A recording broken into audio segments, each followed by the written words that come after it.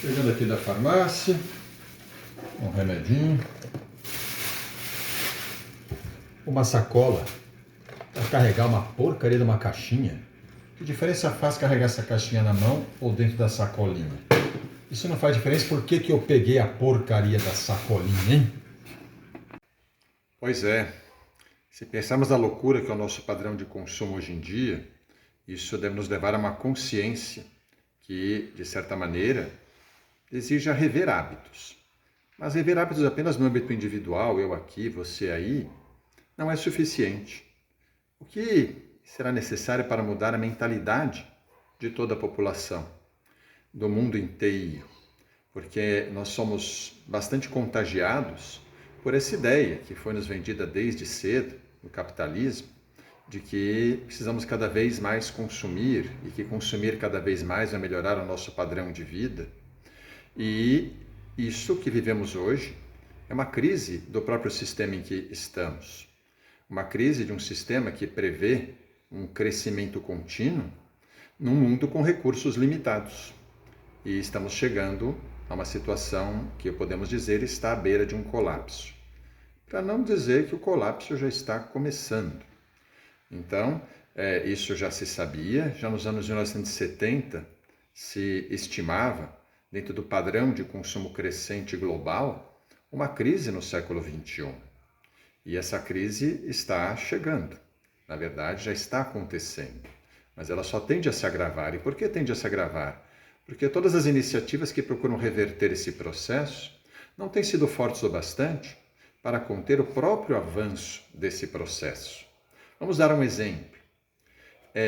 Todos nós sabemos que o consumo global de plástico é um dos grandes males da civilização contemporânea e algo que impacta o meio ambiente de maneira significativa.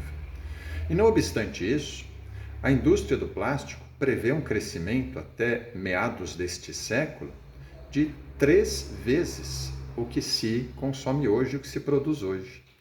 Então, se hoje isso já está nessa situação, como ficará com a triplicando essa produção, esse consumo de plástico? Se já temos tanto plástico sendo acumulado em lixões, tanto plástico sem destinação adequada, micropartículas que contaminam até a nós mesmos, isso só vai se agravar. E como não se agravar? Tentando reverter um processo que, de certa forma, está cada vez mais se acentuando, ao invés de encontrar meios de se transformar de maneira, digamos, significativa. Porque o sistema em que estamos não reconhece limites. Os limites estão aí cada vez mais evidentes, mas diante deles o que acontece? A tendência de crescimento só busca caminhos ainda mais predatórios. Vamos dar um exemplo bastante claro disso.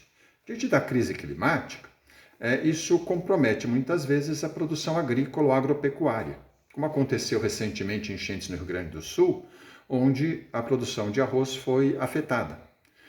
Ou na seca na Amazônia, onde também a produção agropecuária de toda a região foi afetada. E diante disso, o que acontece com esse mecanismo do agronegócio que precisa continuar se expandindo? Ele avança ainda mais, ele procura desmatar ainda mais, porque estamos com mais dificuldade de produzir, então precisamos avançar ainda mais. Precisamos, de uma certa maneira, predar ainda mais o que já está dando sinais de um esgotamento. Então, esse é um dos nossos grandes problemas contemporâneos. E a gente está realmente precisando olhar para frente. Me lembra daquele filme Não Olhe Para Cima? A gente não está olhando para frente, né? Estamos vivendo como se nada estivesse acontecendo e levando a civilização a um ponto que talvez seja irreversível.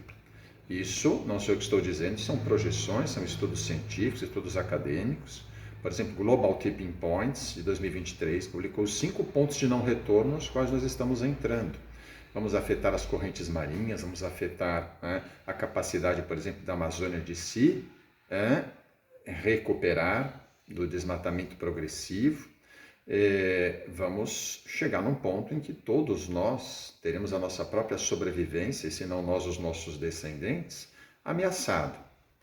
E diante disso, parece que muitas pessoas não se dão conta da gravidade da situação que estamos vivendo.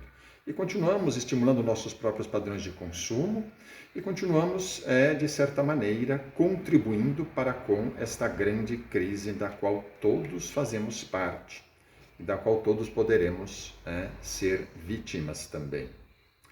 Então, essa é uma reflexão que entendo que não está apartada do yoga, porque o yoga procura fazer com que o ser humano tome consciência do seu papel neste mundo, integrado ao mundo, e não separado do mundo, entendendo que tudo que está aqui é para ser por nós utilizado, desfrutado, não importam as consequências. Existe um conceito importante no yoga que é o conceito de aparigraha, não ficar cobiçando, não ficar o tempo inteiro querendo, acumulando. E isso é uma tendência que, claro, é vendida para nós porque interessa que sejamos cada vez mais consumidores de tudo aquilo que, de certa maneira, vai sendo produzido. O sistema é muito eficaz em criar novas necessidades. Então, hoje eu tenho muitas necessidades que não tinha 10 anos atrás, 20 anos atrás, 30 anos atrás nem celular eu tinha, né? Mas hoje nós temos todas essas necessidades. Algumas, de fato, acabam sendo importantes para que não sejamos excluídos da sociedade onde estamos. Mas podemos refletir de modo consciente até que ponto aquele que eu estou buscando, querendo, almejando, é necessário. Bem, dito isto, vamos aqui sugerir que algumas leituras possam ajudar. Por exemplo, esse livro aqui, eu já li há muito tempo, se não me engano é um livro produzido há mais de 20 anos já, o Plano B, mas é um livro que já prevê, de certa maneira, não prevê com base em, digamos, premonições, né? Nada disso, prevê com base em projeções o colapso do mundo no século XXI. E também propõe alternativas, um plano para, de certa forma, salvar a civilização. E mostra que recursos existem para isso, que conhecimento existe para isso. A questão é que não existe um sistema que viabiliza isso em função dos grandes interesses, em função de como a sociedade está sendo governada e organizada. Bem, outro livro que eu gostaria de sugerir, já falei dele há 2 semanas atrás, é esse do colega Rodrigo Amar, tá? Yoga, Sociedade e Meio Ambiente, onde se questiona uma série de coisas que vão além da questão que estou hoje colocando aqui, mas que propõem, né, que nós possamos ser, de fato, pessoas conscientes no meio em que estamos, entendendo que o yoga ajuda a expandir a consciência para além de uma dimensão mais individual. Quando a gente fala em expandir a consciência, isso inclui a nossa condição como um ser integrado à sociedade, a nossa condição como um ser integrado ao ambiente, ao mundo onde estamos. E não podemos ser aqueles que vão estar aqui para piorar a situação. Precisamos ser aqueles que estão aqui para ajudar a melhorar dentro das nossas possibilidades essa situação, esta conjuntura.